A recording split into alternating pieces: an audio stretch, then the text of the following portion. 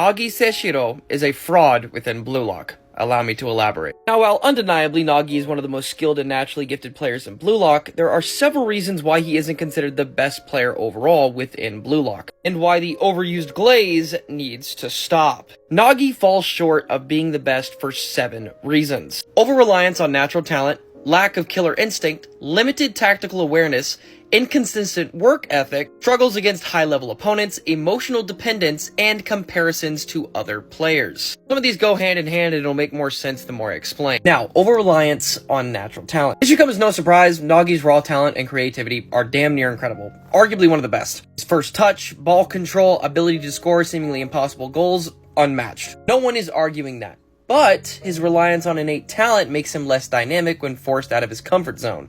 Without his natural flow, he struggles compared to players who have honed their abilities through their sheer hard work, adaptability, and strategy, i.e. Isagi or Ren. As for killer instinct, Nagi just lacks that in general. He has a few flare-ups here and there, but in the grand scheme of things, that's not enough. We see that in the Manshine game against Bayern Munich. He beats Isagi, but then gets beat by Isagi right back and loses his motivation to do anything. Once Isagi figured out how Reo and Nagi worked, he even said, those super goals are not gonna work anymore. And lo and behold, they sure as hell didn't work anymore. And Isagi devoured the both of them and the rest of the Manshine team. And that game was devious. Bro was doing things we hadn't seen before. Now back to the topic at hand, Nagi joined Blue Lock on a whim.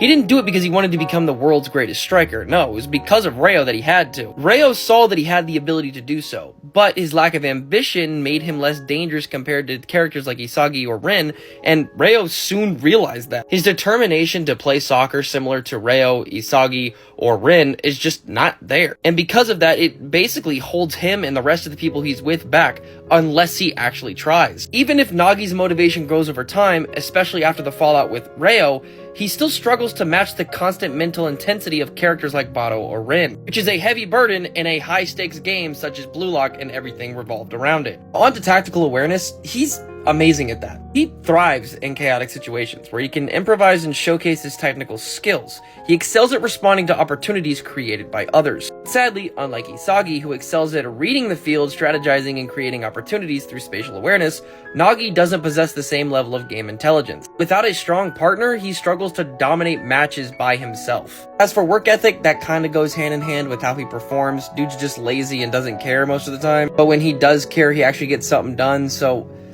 again, goes hand in hand. I believe the lack of discipline and work ethic means he's often outperformed by players who consistently push their limits, i.e. Isagi, Ren, Bato, so on and so forth, which also explains why he's damn near not even top 10 in the Neo Egoist League right now. Shigiri alone has more goals than Nagi and Reo, and basically carries the Manshine team. That much cannot be debated. Now going on to the next one, this one goes hand in hand with something I said before earlier on in this video. He struggles against high-level opponents. When faced with players who can neutralize his raw talent, i.e. Isagi as we've seen, such as Ren or Shidou, he struggles to dominate the match. His reliance on instinctive play becomes a liability when the game demands more calculated and strategic decision making. The entirety of the Manshine versus Bayern Munich game, they were really confident that they could beat Isagi after doing it once, only to be smacked in the face and basically beaten to all hell against Bayern Munich and Isagi alone. Another argument is Nagi's emotional dependence. Nagi's bond with Reo initially serves as the foundation for his growth.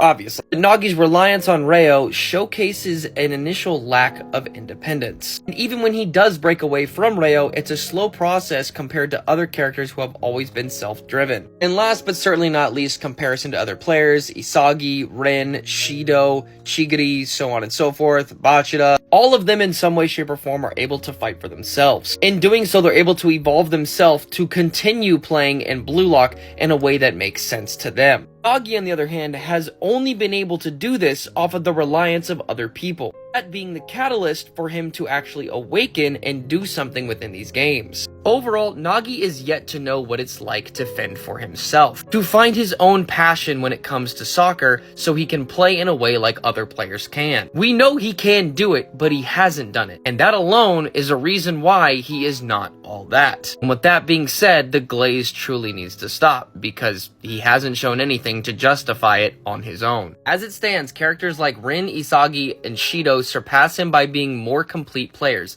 blending talent, hard work, and ambition to create a killer instinct that Nagi, at least for now, does not fully possess.